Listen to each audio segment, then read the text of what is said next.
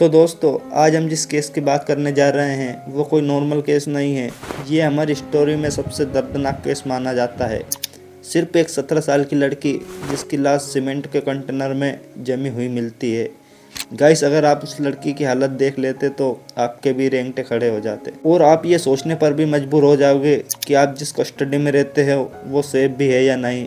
तो दोस्तों, आज हम इस कहानी की पूरी सच्चाई जानेंगे और इसकी पूरा रहस्य जानेंगे। तो वेलकम बैक गाइस, आप देख रहे हैं मास्क वाला। इस कहानी की शुरुआत होती है 17 साल की एक लड़की जुनको फुरुता से। जापान के मिनिटो साइटावा में एक 17 साल की लड़की रहती थी जिसका नाम था जुनको फुरुता। उसकी फैमिली में 4 लोग रहते थे, उसके फादर मदर और उसके एक यंग ब्रदर। सब कुछ अच्छा चल रहा था और वो रोज स्कूल भी जाती थी। जिस टाउन में उस लड़की का घर था उसी टाउन में उसका स्कूल भी था और उसके स्कूल का नाम था यासिओ मिनाओ हाई स्कूल। जिनको दिखने में काफ़ी अट्रैक्टिव एंड खूबसूरत भी थी और इसी वजह से वो अपने स्कूल में पॉपुलर थी। एंड इसी के साथ साथ वो प्लास्टिक फैक्ट्री में काम भी करती थी अपने खर्चे निकालने के लिए। 1988 में जापान में एक गैंग थी, याकुजा गैंग। वो उस टाइम काफ़ी एक्टिव थे। वो लोगों को तंग करते थे, छोटे छोटे क्राइम्स भी करते थे और लोग उनसे उलझना भी नहीं चाहते थे क्योंकि इनसे काफ़ी ज़्यादा लोग डरते थे। जिनको के स्कूल में भी उसी गैंग के कई लोग रहते थे, जैसे हिरोशी मियानो, जो अजूरा, शिंजी मिनातो, यासुई वोटेनबे। इनमें से एक लड़का हिरोशी मिसानो जुनको को बहुत पसंद करता था। जैसे कि मैंने आपको पहले बताया, जुनको दिखने में काफ़ी अट्रैक्टिव एंड हैंडसम थी। वो अपने स्कूल में भी पॉपुलर थी। इसी वजह से शायद हिरोशी उसे पसंद करने लगा था और वो किसी भी हाल में उसे पाना चाहता था। उसने जोश में आकर जुनको को प्रपोज कर दिया, लेकिन जुनको ने उसे रिजेक्ट कर दिया और शायद ये मना करना जुनको की सबसे बड़ी गलती थी।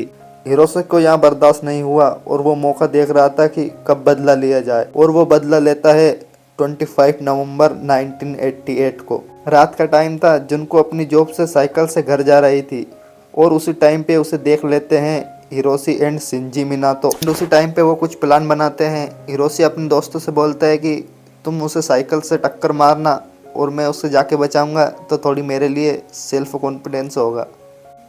एंड उसी टाइम पे मिनातो जुनको की साइकिल से टक्कर मार देता है और वो रोड पे गिर जाती है। तभी वहाँ पे हिरोशी आता है और अच्छा बनने का नाटक करने लगता है।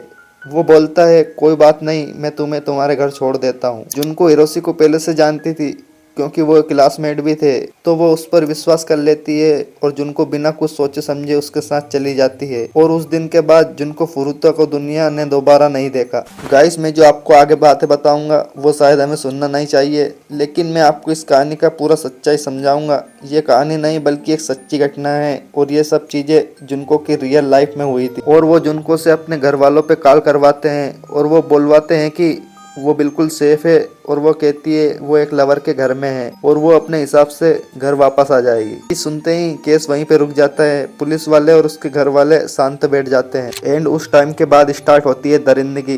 25 नवंबर से लेकर 4 जनवरी तक हिरोशी और उसके दोस्त जुनको की वो हालत करते हैं जो आप सोच भी नहीं सकते। वो पहले खुद ही जुनको को करते थे, लेकिन उनके बाद उनके दोस्त और आगे फिर उनके दोस्त को बुलाते थे।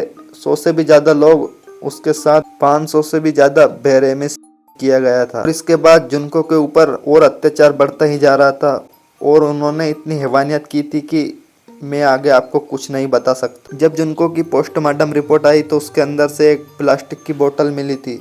एक दिन जब जुनको ने वहां से भागने की कोशिश की तो इन लोगों ने मिलकर जुनको के ऊपर हेवी डंबल को फेंक कर हड्डियों को चकनाचूर कर दिए। इन बंदों ने जुनको की इतनी हालत खराब कर दी थी कि वो ठीक से चल भी नहीं सकती थी और इतना ही नहीं, वो उसकी बॉडी के अंदर सुई घुसाते थे, फिर वो उसे प्लास से निकालते थे। इतनी दरिंदगी किसी मूवी में भी नहीं दिखाई जाती जितनी इन लोगों ने इसके साथ की थी और ये दरिंदगी लगभग 44 दिन तक चली। वो लड़की चाहती थी कि कब मैं मर जाऊं। वो मरने की भीख मांगती थी कि मुझे मार दो। उन लोगों ने इस लड़की की इतनी ज़्यादा हालत ख़राब कर दी थी कि पूरी बॉडी ख़राब हो चुकी थी। उसका फेस भी इतना ख़राब कर दिया था कि उसे कोई पहचान भी नहीं सकता। 4 जनवरी 1989 हिरोशी अपना सारा पैसा एक जुए में हार जाता है और वो अपना सारा गुस्सा जुनको पर आकर उतारता है। फाइनली वो जुनको को जान से मार देता है। एंड 5 नवंबर 1989 ये दिन जुनको का लास्ट दिन था। फिर हिरोशी और उसके दोस्त उस बॉडी को कपड़े में लपेटते हैं, उसको एक ड्रम में डालकर उसके ऊपर सीमेंट डालकर अच्छे से पैक करके वाकासू नाम की जगह पर फेंक आते हैं। और वो ये सब चीजें करने के बाद बहुत खुश थे कि कोई हमारा क्या ही बिगाड़ लेगा, ना तो किसी को शक जाएगा ना ही किसी को पता चलेगा। लेकिन 23 जनवरी 1989 हिरोशी और उसके दोस्त जोगुआ को पुलिस ने अरेस्ट कर लिया, एक और 19 साल की लड़की के साथ रेप केस। लेकिन पूछताछ के दौरान पुलिस जब उनसे पूछ रही थी तो वो किसी और ही लड़की के बारे में बात करने लगे। उनको लगा कि पुलिस ने शायद उसको जुनको फुरुता केस के बारे में पकड़ा है। यह सुनते ही पुलिस कंफ्यूज हो गई। जब उन्होंने ये गलती की तो वो खुद ही एक्सपोज हो गए और उनका यह घिनौना काम पकड़ा जाता है और उन्हें कोर्ट में सजा दी गई। सजा कुछ इस प्रकार थी, हिरोशी मियानो को 20 साल की सजा, जो अबूरा को 10 साल की सजा, शिंजी मिनातो को 9 साल की सजा, याशी को 7 साल की सजा। और कोर्ट ने हिरोशी को ऑर्डर दिया कि वो जुनको की पेरेंट्स को 50 मिलियन येन का कॉम्पनसेशन देगा। इतने बड़े घिनौने घटिया दर्दनाक काम के लिए क्या ये सजा काफ़ी थी? 2 अप्रैल 1989 को पूरे शहर ने एक मासूम बच्ची जुनको को अलविदा किया।